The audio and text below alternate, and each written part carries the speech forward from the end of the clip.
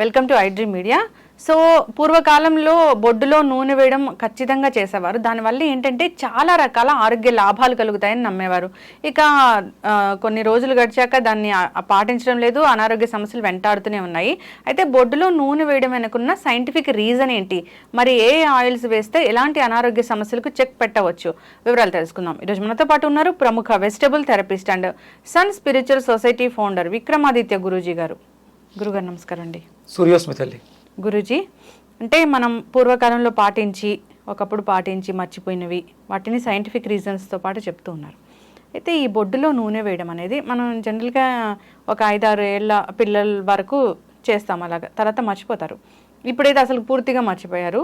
So అసలు ఎందుకు బొడ్డులో నూనె అనేది ఎందుకు వేయాలి, ఆ పద్ధతిని ఎందుకు పాటించాలి, ఏ ఆయిల్స్ యూస్ చేస్తే ఎలాంటి ఆరోగ్య లాభాలు కలుగుతాయి? అంటే అది కేవలం బొడ్డులో నూనె ఒక్కటే కాదమ్మా. అంటే చివరికి మిగిలింది అది బొడ్డులో నూనె వరకు వచ్చి ఆగాం. కనీసం అదన్నా గుర్తుంది. మామూలుగా ఏంటంటే మనకి పండగల్లో మీకు తలంటు స్నానం చేయించేటప్పుడు పండగలకి, ముఖ్యంగా పండగలకి, మామూలుగా అయితే రెగ్యులర్గా వారానికి ఒకసారి తైలాభ్యంగన స్నానం అనేది మనకి ఆరోగ్యాన్ని, ఐశ్వర్యాన్ని రెండింటిని కూడా ఇస్తారు. అలక్ష్మీ దోష పరిహారార్థం తైలాభ్యాంగన స్నానం అంటారు. అలక్ష్మి అంటే ఏంటి? లక్ష్మి కాని లక్ష్మీదేవి ఎన్ని రకాలుగా ఉంది? ధనలక్ష్మి, ధైర్యలక్ష్మి, ఆరోగ్యలక్ష్మి, సంతానలక్ష్మి, ధాన్యలక్ష్మి, జయలక్ష్మి, ఇలా అంటే ఎన్ని రకాల లక్ష్ములు అయితే ఉన్నాయో ఆ లక్ష్మిలు అన్నీ ఉండాలి అంటే ముందు మనకి అలక్ష్మి, మనలో ఉన్నటువంటి జ్యేష్ఠాదేవి, బద్ధకం, కోపము, చిరాకు, ఇవన్నీ కూడా వెళ్ళిపోవడానికి వారానికి ఒక రోజు మనకి ఈ తైలాభ్యాంగన స్నానం ఉండేది.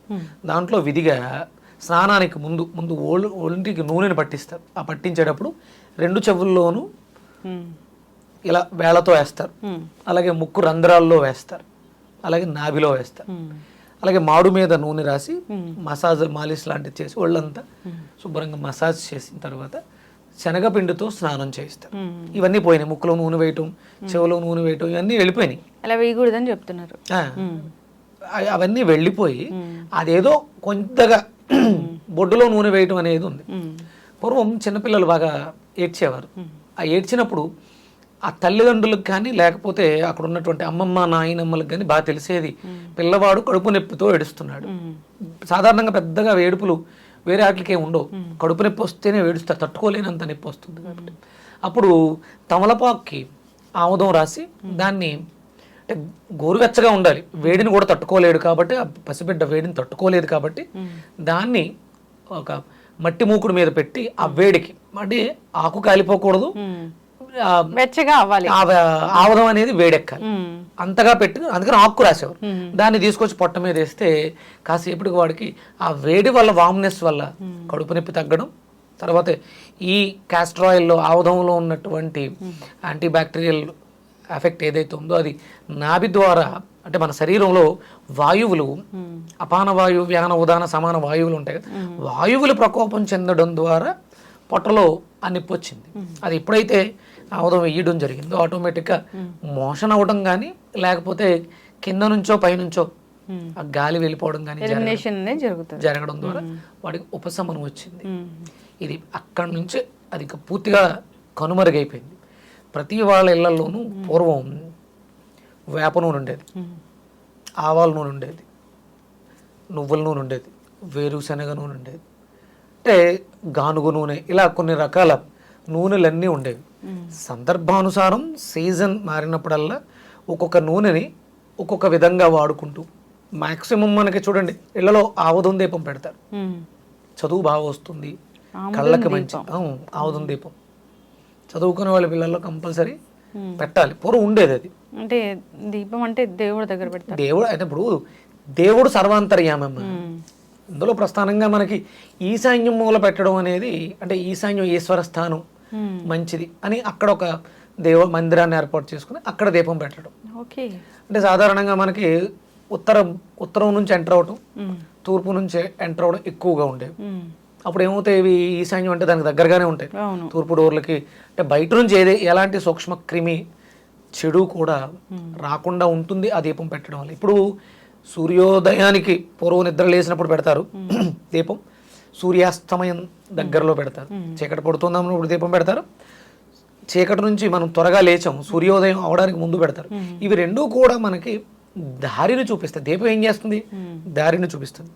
అందులో ఆ ఒక్కొక్క అంటే అప్పుడు ఆవు నెయ్యితో దీపం పెడితే ఒక ఫలితం, నువ్వుల నూనెతో పెడితే ఒక ఫలితం, కొబ్బరి నూనెతో పెడితే ఒక ఫలితం, ఇలా ఒక్కొక్క దానికి ఒకటి. అలాగే చదువుకుంటున్నటువంటి పిల్లలు ఆవుదం దీపం పెట్టడం ద్వారా దాంట్లోంచి వచ్చే కాంతి వాళ్ళ కళ్ళకి మంచి చేసి చదివింది మెదడుకి అందచేస్తుంది. ఆ మెదడులో నిక్షిప్తమైన దానివల్ల చదువు బాగా వస్తుంది. ఇది గణపతికి ప్రీతికరంగా పెట్టడం, ఇలాంటివన్నీ ఉన్నాయి. మరి ఇవే నూనెలు దీపం పెట్టడం ద్వారా ఫలితాలను వచ్చినాయి. ఇక్కడ నావేంటి? అగ్ని. దీంట్లో వేయడం ద్వారా అంటే ఆ దీపం అంటించాం అనుకుందాం, వేడి చేసి బొడ్డులో నాభిలో వేసాం. అప్పుడు లోపల జరగాల్సిన క్రియలు ఏమున్నాయి? ఇవన్నీ అయిపోయి ఉన్నాయి. చక్రం బ్లాక్ అయిపోయింది, అయిపోయింది. దానివల్ల సమస్యలు వస్తున్నాయి. మనిషి జీవితం అంతా కూడా మణిపూరక చక్రం మీద ఆధారపడి ఉంటుంది. ఆ చక్రం బ్లాక్ అయిందా, లేకపోతే మనకి రెండు కండిషన్స్లో ఉంటుంది. అయితే డిప్లేషను, లేకపోతే కంజెషన్. తక్కువగా ఉంది ఎనర్జీ, బలహీనంగా ఉంటుంది చక్రం, అంటే అరుగుదల వ్యవస్థ పనిచేయదు. డిప్లికేటెడ్, బాగా ఎక్కువగా ఉంది, కంజెస్ట్ అయిపోయింది, అప్పుడు బాగా ఎనర్జీ బాగా బ్లాక్ అయిపోయింది. ఎక్కువ ఎనర్జీ ఉండడం వల్ల కూడా చక్రాన్ని ఇబ్బంది పెట్టేస్తుంది. దానివల్ల కూడా సమస్యలు, అంటే విపరీతంగా ఆకలేసేయడం కానీ, ఎక్కువ తినేయడం కానీ ఓవర్గా జరుగుతుంటుంది ప్రతిదీ. అది సర్వత్రా వర్జిత్ అన్నారు. శక్తి లేకపోవడము ప్రమాదమే, శక్తి ఎక్కువైపోవడం కూడా ప్రమాదం. ఎంత ఉండాలో అంతలో ఉండడం కోసం మనం ఈ లూబ్రికెంట్, ఇప్పుడు మనకు షట్టర్లు డోర్లు ఇవన్నీ ఉంటాయమ్మా, సరిగ్గా మూవ్ అవ్వట్లేదు, సౌండ్స్ వస్తున్నాయి, ఏం చేస్తాం? ఏదో ఒక లూబ్రికెంట్, మీకు గ్రీజ్ లాంటిది పెడతాం. ఇక్కడ ఇది కూడా ఒక వ్యవస్థ కాబట్టి సమస్య వచ్చింది కాబట్టి ఇప్పుడు మనం మాట్లాడుతాం. మామూలుగా ఆరోగ్యంగా ఉంటే రెగ్యులర్గా ప్రతిరోజు చేస్తే దీని గురించి మనం ప్రత్యేకంగా మాట్లాడుకోకట్లేదు. ఏ ఆయిల్ వేస్తే ఎలాంటి ఆరోగ్య లాభాలు కలుగుతాయంటే, అంటే ఇప్పుడు ఒక్కొక్క ఆయిల్కి ఒక్కొక్క గుణం ఉంది. మనకి ఆముదం తీసుకుందాం, క్యాస్టర్ ఆయిల్, కడుపు నొప్పి తగ్గుతుంది. ఎందువల్ల? మన కడుపు నొప్పి ఎందుకు వస్తుంది? వాయువుల ప్రకోపం, వాతం పెరగటం వల్ల వస్తుంది. దాని నుంచి ఒకటే బ్లోటింగ్ ఉంది, కడుపు ఉబ్బరంగా ఉంది అన్నప్పుడు మనం ఆముదాన్ని వేడి చేసి నైట్ పడుకునేటప్పుడు బొడ్డులో ఒక 2 చుక్కలు వేసి శుభ్రంగా మసాజ్ చేసుకుని పడుకుంటే ఈ వాతం వల్ల వచ్చినటువంటి కడుపు నొప్పులు, మీకు లేడీస్లో మెన్సెస్ పెయిన్స్, వీటికి అద్భుతంగా పనిచేస్తుంది. అలాగే ఇప్పుడు నువ్వుల నూనె ఉంది. నువ్వులలో ఉండేది ఏంటి? కాల్షియం. కాల్షియం డెఫిషియన్సీ వల్ల వచ్చే ప్రాబ్లమ్స్ ఏంటి? పెయిన్స్, మోకాళ్ళ నొప్పులు, జాయింట్ పెయిన్స్ ఇలాంటివి వస్తాయి. అంటే నువ్వుల నూనెని వేడి చేసి బొడ్డులో వేసి మసాజ్ చేయడం ద్వారా ఏం తగ్గుతుంది? పెయిన్ రిలీఫ్ ఆయిల్ అది. ఇప్పుడు మీకు ఫెర్టిలిటీ ప్రాబ్లమ్స్ బాగా ఎక్కువగా, స్త్రీలలో అండవృద్ధి లేదు. మీకు కొబ్బరికాయని తీసుకోండి, కొబ్బరికాయ మధ్యలో హాలో ఉంటుంది, ముందు వాటర్ ఉంటుంది, తర్వాత అదే వాటరు లోపల ఉన్నటువంటి మొత్తం ఆ పదార్థం, తెల్లటి పదార్థం కూడా, కొబ్బరి కూడా మీకు పువ్వుగా మారిపోతుంది. తర్వాత అదే మళ్ళీ జీవాన్ని తీసుకొని మొలకెత్తుతుంది. అంటే ఇది పిండోత్పత్తికి దోహదం చేస్తుంది. కొబ్బరి నూనె బొడ్డులో వేసుకుంటే ఫెర్టిలిటీ సమస్య నుంచి బయటపడేస్తుంది.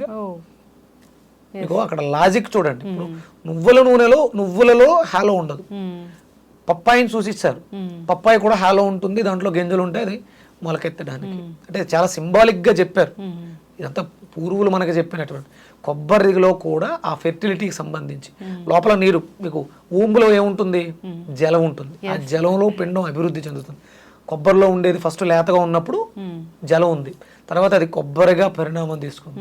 అంటే మీ యూట్రస్ లో దాన్ని ఏమంటారు? ఎండోమెట్రియోసిస్, మెత్తటి పొర, దాన్ని అంటిపెట్టుకుని పిండం డెవలప్ చెందింది. ఆ వాటర్ అందులో ఉన్నటువంటి కణం వృద్ధి చెంది పిండంగా పెరిగింది. రేపు పొద్దున అది పువ్వుగా మారింది. ఆ పువ్వు మొలకై బయటకు వచ్చింది, బిడ్డ బయటకు వచ్చింది. ఇంత లాజిక్. ఇది కొబ్బరి నూనె అంటే ఇన్ఫెర్టిలిటీ సమస్యలతో ఇది ఒకటే కారణం కాదు, ఇది మనకి సపోర్ట్ చేస్తుంది. చాలా వరకు మనకి hormonal imbalance, vitamin D deficiencies, వీటిలన్నింటినీ కొంచెం కూడా మనకి ఈ కొబ్బరి నూనె నాభిలో వేసుకోవడం ద్వారా మసాజ్ చేసుకుంటాం. రెగ్యులర్గా చేయాలి. ఏదో ఒక రోజు వేసేస్తే అయిపోయింది కాదు. రెగ్యులర్గా మనకు సమస్య ఉంది, మీకు మెన్సెస్ టైంలో పీరియడ్స్లో పెయిన్స్ వస్తున్నాయి, లేకపోతే హెవీ బ్లీడ్ అవుతుంది, మీరు రెగ్యులర్గా రోజు విడిచి రోజు ఒక రోజు ఆముదం వేసుకోవచ్చు, ఒక రోజు కొబ్బరి నూనె. దీనివల్ల వచ్చిన ప్రమాదం ఏమీ లేదు. న్యాచురల్, కెమికల్ కాకుండా బయట మీరు సొంతంగా తయారు చేయించుకున్నటువంటి. అంటే ఆముదాన్ని సాధారణంగా ఎవరో కూడా పొల్యూట్ చేయరు, దాన్ని మనకి ఆ ప్రాబ్లం లేదు. కొబ్బరి నూనె అయితే మనకి డబ్బాల్లో బాటిల్స్లో వచ్చేదైతే కెమికల్ అయి ఉండొచ్చు. అందుకని ఏంటంటే మనం సొంతంగా అవి ఇప్పుడు కోల్డ్ ప్రెస్ మిషన్స్ వచ్చినాయి కాబట్టి వాళ్ళ దగ్గరికి వెళ్ళి మంచి నువ్వు కొబ్బరి నూనె తీసుకుని నాభిలో వేసుకోవడం ద్వారా మీకు గర్భసంచి సంబంధించిన సమస్యలు, ఫెర్టిలిటీ సమస్యలు బయటపడడానికి అవకాశం ఉంటుంది. ఇంకా చాలా రకాలు ఉన్నాయి. ఆల్మండ్ ఆయిల్ ఉంది. ఇవన్నీ కూడా అంటే కొంచెం బ్రెయిన్ కి సంబంధించి ఆల్మండ్ వేసుకోవడం వల్ల, రోజ్మేరీ ఆయిల్స్ అని, పెప్మెంట్ ఆయిల్స్ అని చాలా రకాలు ఉన్నాయి. మీకు అంటే అవన్నీ ఎసెన్షియల్ ఆయిల్స్ దొరికితే ఆ ఫ్లేవర్స్ మిక్స్ చేసుకుని మీకు ఇష్టమైన ఫ్లేవర్ మీకు అర్థమవుతుంది, మీకు ఏమవసరం అనేది మీ బ్రెయిన్ చెప్తుంది. దాన్ని కొబ్బరి నూనెలో మిక్స్ చేసుకోవడం ద్వారా, నువ్వుల నూనెలో మిక్స్ చేసుకోవడం ద్వారా ఎసెన్షియల్ ఆయిల్స్ ఇలా కూడా వాడుకోవడం ద్వారా ఫస్ట్ ఏంటంటే ప్రశాంతత వస్తుంది, పీస్ ఆఫ్ మైండ్ వస్తుంది, మంచి నిద్ర వస్తుంది. ఎందుకంటే ఇది కామ్ అవ్వాలంటే ఇది బాగుండాలి, చక్రం మణిపూరకం బాగుండాలి, నాభి బాగుండాలి. అందుకని ప్రతిరోజు కూడా చిన్న పిల్లల దగ్గర నుంచి అందరూ కూడా నాభిలో ఏదో ఒక ఆయిల్ మనం బెడ్ పక్కన పెట్టుకుని పడుకునేటప్పుడు 2 చుక్కలు వేసుకుని చేతికి రాసుకుని దాంట్లో ఎలా అనుకుని జీర్ణం వాతాపి జీర్ణం ఇలా అనుకోవచ్చు. ఏదైనా మంత్రం ఓం మణి పద్మేహం, ఓం మణి అంటే ఇది మణిపూరకము, మణి పద్మేహం అంటే పద్మంలో ఉన్నటువంటి మణి ఏదైతే ఉందో అది జ్ఞానం, నాలెడ్జ్. ఆ మంత్రాన్ని అనుకుంటే ఓం మణి పద్మేహం, ఓం మణి పద్మేహం అనుకుంటే ముక్తి, మోక్షము, ఆరోగ్యం కూడా చేకూరుతుంది. ఖచ్చితంగా గురుగారు. ప్రతిదానికి సైంటిఫిక్ రీజన్ అంటే, సో ఒకప్పుడు మునులు ఋషులు ఇది పాటించాలని చెప్పారంటే వాళ్ళు ఎంతో దాన్ని అంటే ప్రోగ్రెస్ చేశాక మీరు అన్నట్టు సైన్స్ గొప్పది, మనం డెవలప్ అయ్యాం, శాస్త్రంలోంచి అభివృద్ధి చెంది సైన్స్ని తీసాం. శాస్త్రానికి ముందు సైన్స్ లేదు, శాస్త్రంలోంచి సైన్స్ వచ్చింది, అభివృద్ధి చెందాం. అంత మాత్రం నేను అభివృద్ధి చెందాను, నేను గొప్పవాడిని. నేను ఇంతకు ముందు ఎక్కడ బాల్యం నుంచి అభివృద్ధి చెందుకుంటూ వచ్చాను అంతే తప్ప నా కింద ఇంతకు ముందు ఏది లేదు, నేనే గొప్పవాడిని అనుకోవడం తప్పు. ఖచ్చితంగా గురుగారు. శాస్త్రానికి అభివృద్ధి సైన్స్ అయింది, మనం రీజన్స్ వెతుక్కుంటున్నాం. సో ఆ జనరల్గా కూడా ఇప్పుడు మన వంటిల్లే ఔషధశాల అని అంటారు. సో వంటింట్లో ఉండే ప్రతి వాడే లవంగాలు కావచ్చు, ఆవాలు కావచ్చు, మిరియాలు కావచ్చు, ఇవన్నీ కూడా మనకి ఆరోగ్యాన్ని చేకూర్చేవి. మరి వీటికి కూడా సైంటిఫిక్ రీజను ఈ పసుపుకి ఏముంటుంది అంటే, సో ఇప్పుడిప్పుడు డెవలప్ జరుగుతుంది. ఇప్పుడు దాంట్లో కర్కుమిన్ ఉంది, అది యాంటీ క్యాన్సర్ ప్రాపర్టీస్ కలిగి ఉందని ఇప్పుడు చెప్పారు. ఈ ల్యాబ్లు, ఈ టెస్టింగ్లు జరగడానికి ముందే వాళ్ళలో విపరీతమైనటువంటి జ్ఞానం ఉంది, వాళ్ళు అద్భుతమైనటువంటి దివ్య దృష్టిని కలిగి ఉన్నారు. దివ్య దృష్టి మనలో కోల్పోయాం కాబట్టి ల్యాబ్కి వెళ్ళి పరీక్ష నాళికలో కెమికల్స్ మిక్స్ చేస్తే దాంట్లో ఏముందో చూస్తున్నాం. వాళ్ళు ఇవేమీ లేకుండానే విపరీతమైనటువంటి దీర్ఘ దృష్టితో వాళ్ళు చూసి దీంట్లో ఈ ప్రాపర్టీ ఉందని ఇంతకు ముందే చెప్పబడింది. ఇది ప్రతి వేదాల్లోనూ, పురాణాల్లోనూ, ఇతిహాసాల్లోనూ మన ఔషధాల గురించి, వీటి గురించి, అథర్వణ వేదంలో ఆయుర్వేదం గురించి, అందులో ఉన్నటువంటి ఔషధాల గురించి ఇంతకు ముందు ఎప్పుడో చెప్పారు. వాటిని మనం డీకోడ్ చేస్తాం తప్ప మనం ఏం పుట్టించట్లేదు. ఖచ్చితంగా గురుగారు చాలా చక్కగా చెప్పారండి. పాటించాలని కోరుకుందాం. పెద్దలు ఏదైనా చెప్తే అది చద్దన్నం మూటే అంటారు, ఎంత మంచిదో అది. మళ్ళీ చద్దన్నం అంటే గుర్తు చేసుకోవాల్సిందే, అది ఇప్పుడు వేరే ఇతర దేశాల్లో అయితే అది మంచి ప్రోబయోటిక్ అయిపోయింది. సో ఖచ్చితంగా గురుగారు చాలా చక్కటి ఇన్ఫర్మేషన్ అండి, ధన్యవాదాలు. సూర్యస్మిత.